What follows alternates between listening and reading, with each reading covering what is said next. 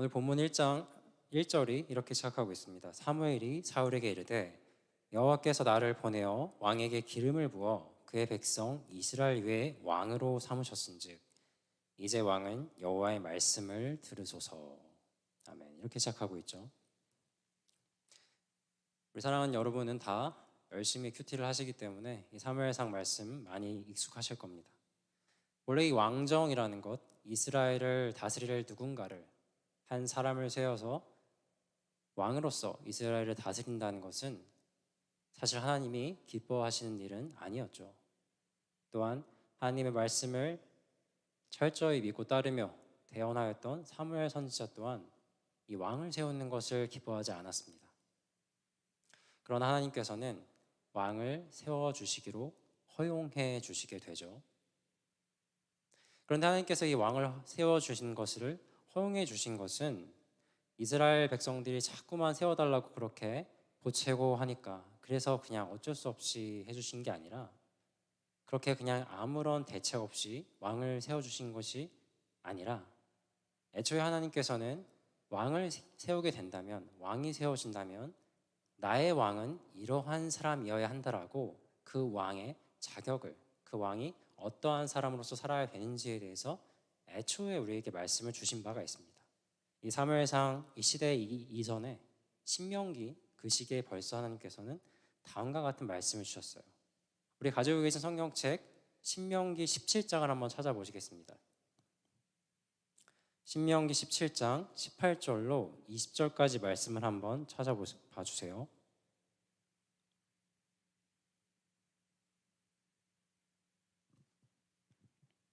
신명기 17장 18절로 20절까지의 말씀입니다.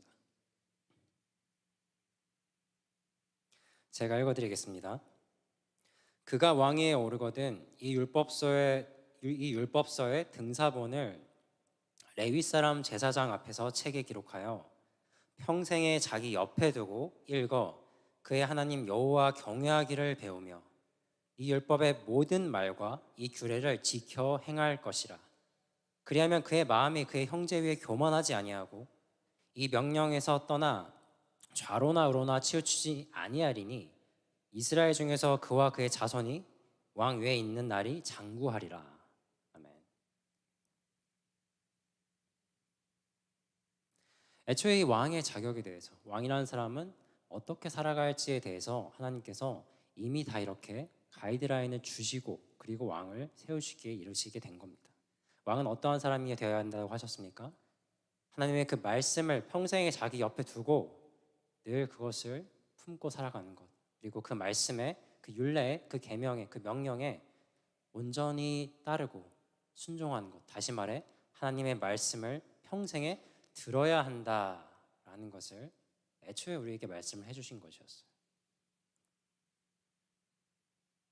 그리고 오늘 이 사무엘 선지자가 사울에게 말하고 있는 것이죠. 사울 당신은 하나님께서 이스라엘 위에 왕으로 삼으셨은지, 하나님을 대신하여서 하나님의 백성인 이스라엘 백성들을 다스리도록 하기 위해서 하나님의 말씀을 따라, 그 계명을 따라, 그 율법을 따라서, 그 율례를 따라서 다스릴 수 있도록 하나님께서 당신을 그렇게 삼으셨은즉 왕은 여호와의 말씀을 들으소서.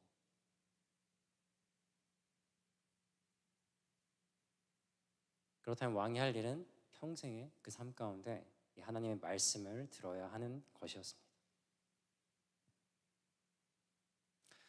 이 말씀의 시작과 더불어 우리가 이 부분을 보면서 잠시 우리 스스로에게 적응점을 가져올 수 있겠지요. 우리 또한 하나님께서 불러주시고 세워주신 하나님의 사람들입니다. 그렇죠? 여기 서 있는 저도 그렇지만 우리 이 자리에 앉아 계신 모든 분들도 하나님이 주신 사명을 가진 하나님의 세워주신 특별한 사람들인 것입니다. 그래서 한번 여쭤보겠습니다. 하나님이 세워주신 사명자로서 하나님의 이 말씀을 잘 듣고 계십니까? 그 말씀에 잘 순종을 하고 살고 계신가요?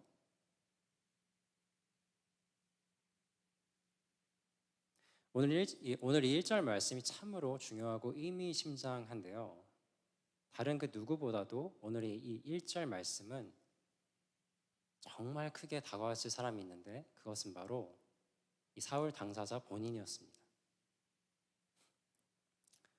왜냐하면 이 사울은 아시겠지만 애초에 하나님의 말씀을 듣는 것에 실패를 했던, 순종하지 못했던 경험을 가지고 있었기 때문입니다. 우리가 사무엘상 13장에 보면은 그가 어떻게 하나님의 말씀을 듣지 않았던가에 대해서 기억할 수 있어요.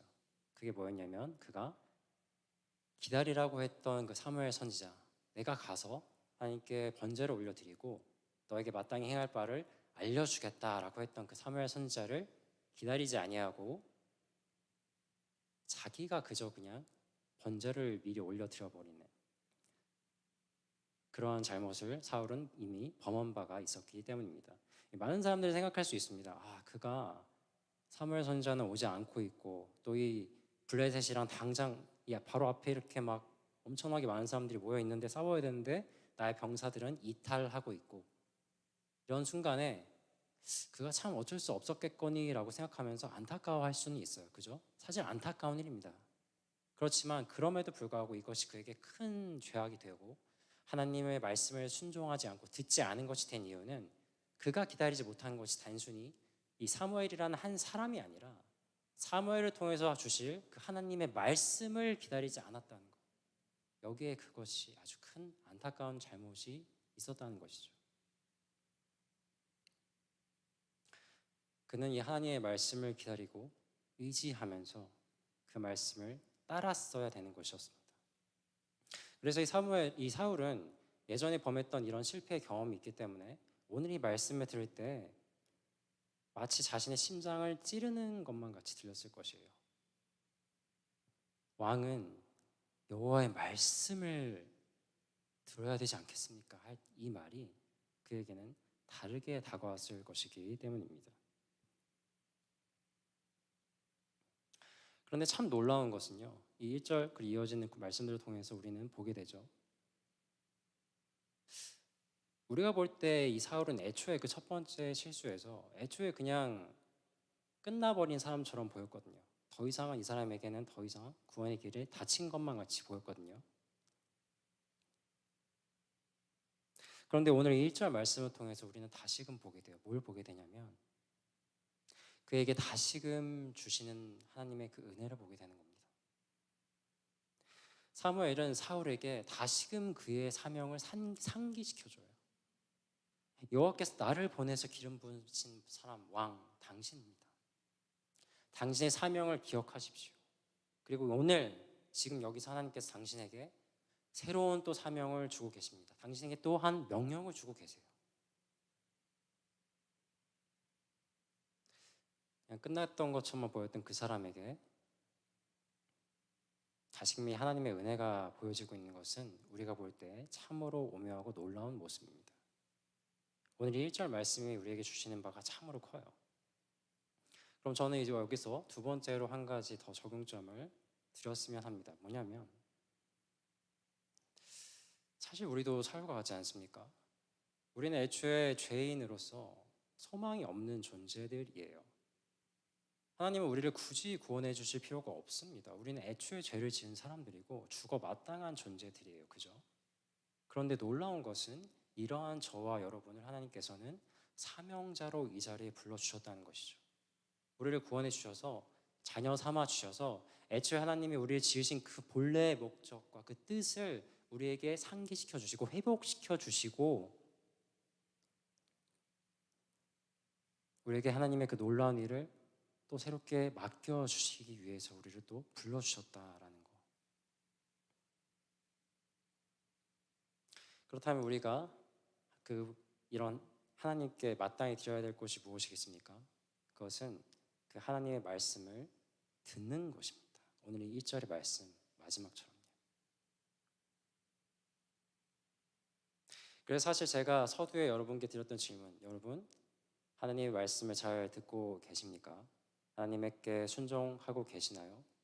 라고 했던 이 질문은 사실 질문이 되지 않아요. 우리가 하나님께 순종하며 나아가는 것 그 자체가 애초에 마땅한 일이고 우리가 반드시 해야만 하는 일이었기 때문입니다. 그렇다면 하나님께서 맡기신 그 사명은 그럼 무엇이었습니까?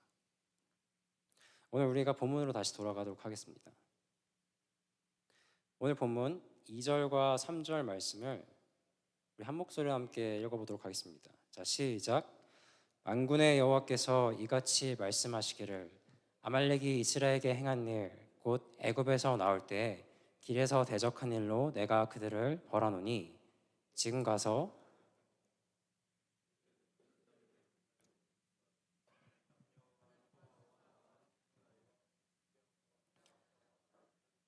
하셨나이다 하니. 하나님께서 이 사울에게 주신 이 사명, 이것은 아말렉을 심판하라는 말씀이었습니다. 아말렉. 이 아말렉 족속이 어떤 사람인지는 아마 잘 아실 겁니다. 그죠? 제가 새벽 예배 때도 말씀을 드렸었고, 그리고 참 감회가 새로운데 제가 작년 6월 처음 이 자리에 서서 설교할 그때에도 이 아말렉에 대해서 말씀을 드렸던 적이 있었습니다. 이 아말렉에 대해서 오늘 본문에도 잘 나와 있기는 하지만 더욱더 자세하게 아주 명료하게 우리에게 왜 그런지, 이 아말렉을 왜 심판하라고 하셨는지를 알려주시는 말씀이 있으니 그것이 신명기 25장 17절로 19절 말씀입니다. 자, 신명기 25장을 다시 한번 펼쳐보시겠습니다.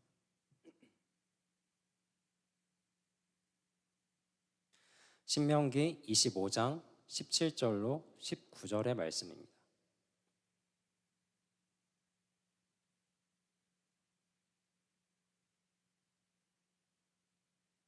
제가 읽어드리겠습니다. 너희는 애굽에서 나오는 길에 아말렉이 네게 행한 일을 기억하라.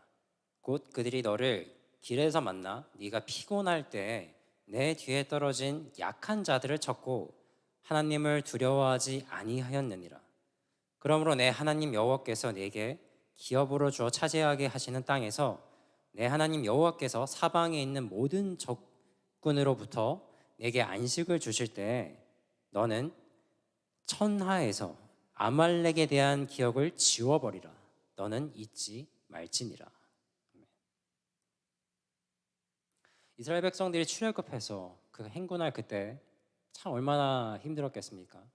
보통 건강하고 건장한 사람들이 가장 선두에서 이제 싸울 수도 있죠. 선두에서 이렇게 나아가는 것이고 여성과 나이가 많은 사람들, 아이들, 노약자들이 그 뒤에 후미에서 따라오게 되는 것입니다. 자연스럽게도 그렇게 뒤처지게 되었겠지요. 그런데 이 아말렉 사람들이 어떻게 했다고요? 그렇게 약한 사람들을 골라서 쫓아가면서 공격을 한 것입니다. 아주 비열한 행동을 했던 거예요. 그런데 그것이 하나님을 두려워하지 않고 하나님을 대적했다라고 하나님께서 말씀하고 계세요. 나의 백성을 대적하고 공격한 그들을 하나님은 간과하지 않으셨고 그들의 그 비열한 수단을 무척 분노하셨던 것입니다. 그때 그 일을 지금 여기서 말씀하고 있는 거예요. 이게 어느 정도 갭이냐면 약 400년 정도 전 일이거든요. 그래서 우리가 이걸 통해서도 알 수 있게 되는 게 이게 그냥 인간의 어떤 사사로운 복수를 위해서 이렇게 한 게 아니라는 거예요. 이것은 분명 하나님께서 작정하신 하나님의 심판의 선언이었던 것입니다. 그리고 우리가 이어서 3절 말씀을 봤죠. 진멸하라라는 말씀이 있었는데 여기에는 뭐 남녀노소 가릴 것도 없이 젖먹이까지도 그리고 그들의 짐승들 가축들까지도 전부 다 쳐서 없애버리라고 그렇게 말씀하고 있어요.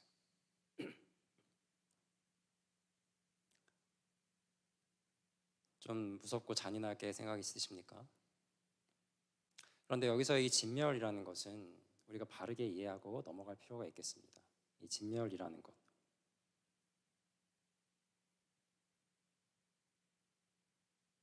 전쟁과 이런 싸움들, 큰 이런 전쟁들 가운데서는 정말로 그 모든 것을 완전히 다 하나님께 바쳐 올려드리는 그러한 전쟁들이 있곤 했습니다. 마찬가지로 다른 예를 들자면 우리가 하나님께 올려드리던 구약의 이 제사 제도에 있어서도 하나님께 제사를 올려드리고 그 제물을 함께 나누어 먹게 하는 이제 그런 화목제도 있었지만, 온전히 그 모든 것을 온전히 하나님께만 완전하게 바쳐 올려드리는 번제, 완전히 다 태워서 올려드리는 이런 번제라는 제사도 있었어요. 전쟁을 할 때 그 전리품에 있어서, 그 얻게 되는, 그리고 그 관련된 모든 것에 있어서 온전히 하나님께 바쳐 올려드리게 하는 그런 것이 있었는데, 그것이 여기서 말씀하고 있는 이 진멸하라는 이 말씀이 그런 것이었습니다.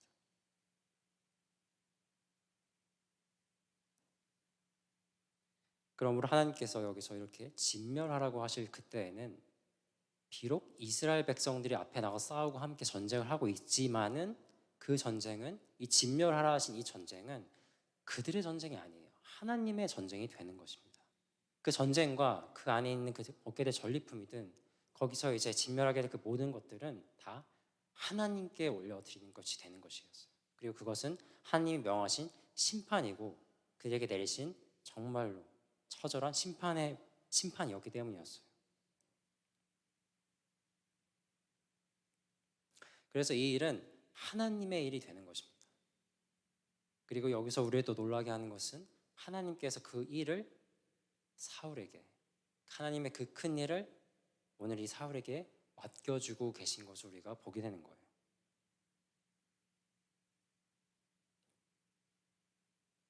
저는 여기서 이 모습을 통해서 이미 실패해서 완전히 끝장이 난 것만 같은 이 사람에게 다시금 주시는, 손을 내밀어 주시는 하나님의 은혜를 보게 되었습니다. 이것이 완전히 그에게 주신 기회였다라고 말할 수는 없습니다. 성경이 그렇게 말씀하고 계시지는 않으니까요. 그렇지만 우리는 이 본문 뒤에 나중에 이 사울의 이 불순종을 보시고 안타까워하시는, 하나님께서 후회하셨다라고 말씀하실 정도로 안타까워하시는 그런 본문이 이 뒤에 이어지게 되는데, 그때 그 후회하셨다는 말은 인간적인 괜히 그랬어 이런 후회가 아니라, 그 원어를 따져보면 너무나도 아픈 상심과 정말 큰 안타까움에 대한 그 의미를 포함하고 있거든요. 마치 이것은 똑같이 쓰인 맥락이 어디냐면, 노아 심판하실 때 이 땅의 이 사람들의 그 죄악들을 보시고 너무 안타까워하셨던 그 마음을 표현할 때 이 동일한 맥락에서 이 말이 사용되고 있는데, 이게 무슨 말이냐면, 내가 심판하지 않을 수 없게 된 그가 너무 안타까운 거예요. 심판을 하지 않을 수가 없게 된 거예요. 더 이상 그 마음을 가졌던 하나님이시라면, 오늘 이렇게 하나님의 큰 일을, 하나님의 전쟁을 이 한 사람에게 맡겨주고 계신 이 장면은 어쩌면 그에게 하나님께서 은혜를 베풀어주고 계시는 모습이 아니겠는가, 그런 생각을 하게 되는 것입니다. 우리 이 자리에 계신 여러분들도 하나님 불러주신 사명자로서 하나님의 말씀을 듣고 순종하는 삶을 살아가고 계실 겁니다. 그게 어렵다면은 정말 애쓰고 부단히 노력하면서 회개하면서 살고 계신 분도 참 많으실 거예요. 혹 실패하더라도 그것이 거듭되고 반복된다 하더라도, 그러나 그때마다 하나님이 나에게 또 다시금 손 내밀어 주시고 기회를 주신다라는 그 사실을 잊지 않으셨으면 좋겠습니다. 내 인생 거기서 끝나는 게 아니거든요. 하나님 기다려 주시고 은혜를 주세요. 믿으십니까?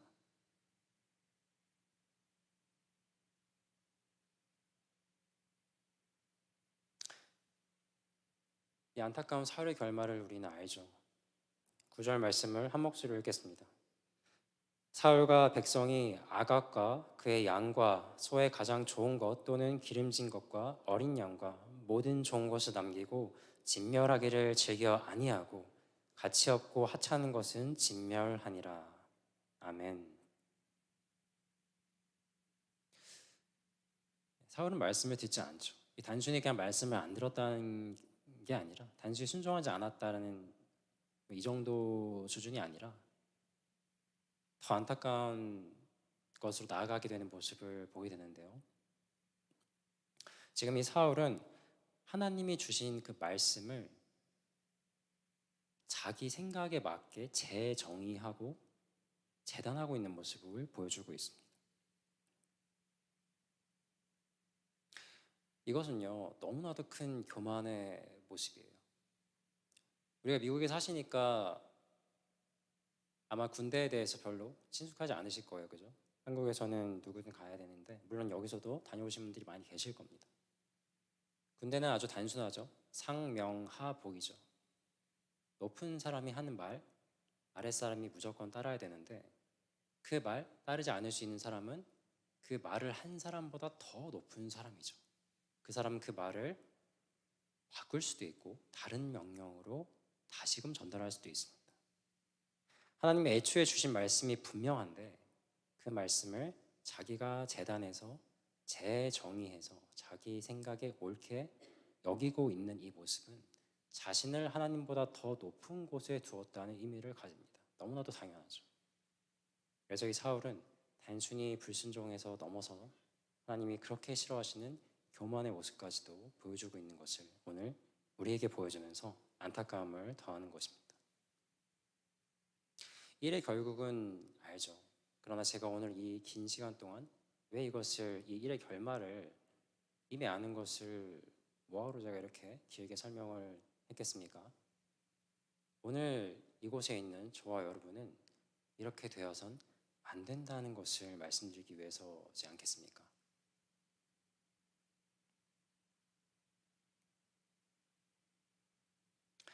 하나님은 우리의 삶 가운데 때때로 아니요 항상 늘 분명하게 말씀해 주세요. 하나님의 말씀 우리가 인지하게끔 느끼게끔 성령께서 늘 역사하시고 일하세요. 그죠? 그런데 우리가 자꾸 그런 거를 모른 척 넘기려 할 때가 참 많아요. 오늘 이 사울이 백성들이 이 좋은 것들 소와 양들 남겨둔 이유가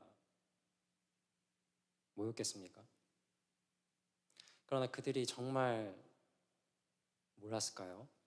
그 이방, 그 하나님께서 그렇게 진노하신 그 아말렉 족속의 소와 양을 가지고 하나님께 제사를 드리는 그 제사를 하나님께서 받아주실 거라고 생각을 했을까요? 흠없는 것 골라서 정말 거룩하게 드리는 것이 하나님께 올려드리는 제사였는데 말이죠.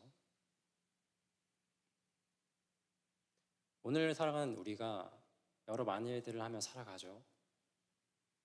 이 자본주의 세상에서 우리가 돈을 벌지 않고서는 사실 살기 어렵죠. 여러 가지 일을 하기도 하고 각자의 그 직업들 삶 가운데 살아가죠. 그런데 그 세상 가운데 사업을 하거나 일을 할 때 세상에서 통하는 방법으로 어느 정도 나 스스로 타협하면서 이 정도는 다 원래 하는 거야 라고 생각하면서 그렇게 하면서 그리고 거기서 헌금으로 혹시 이어지는 것은 없습니까? 내가 세상에서는 이렇게 살아가고 내가 남들과 별반 다르지 않게 살아가지만 그래도 내가 하나님 믿는 사람으로서 노력하고 있습니다 라는 마음만 가지고 교회에 와서 맡기신 그 사명을 혹은 재직을 감당하고 있지는 않습니까? 저라고 이 자리에서 이런 말을 할 자격이 있겠습니까? 이 사무엘상 말씀을 새벽 예배 때도 늘 전하고 있는데 저도 정말 좀 괴로울 때가 있어요. 사무엘상의 메시지가 참 많은 부분에서 회개하라는 말씀이 가득한데 그걸 제가 선포해야 되는 입장에 서 있기 때문입니다.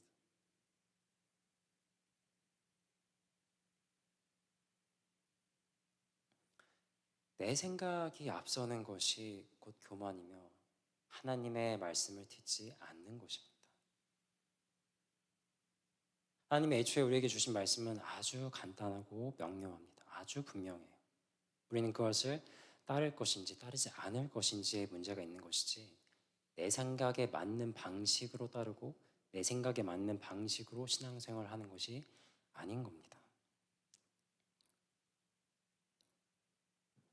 오늘 함께 읽진 않았지만 뒤에 이어지는 말씀에는 사울이 사무엘 선지자가 찾아오죠. 당신 왜 말씀을 지키지 않았습니까? 사무엘 선지자가 안타까움에 찾아오니까 사울이 말하죠. 나 지켰는데?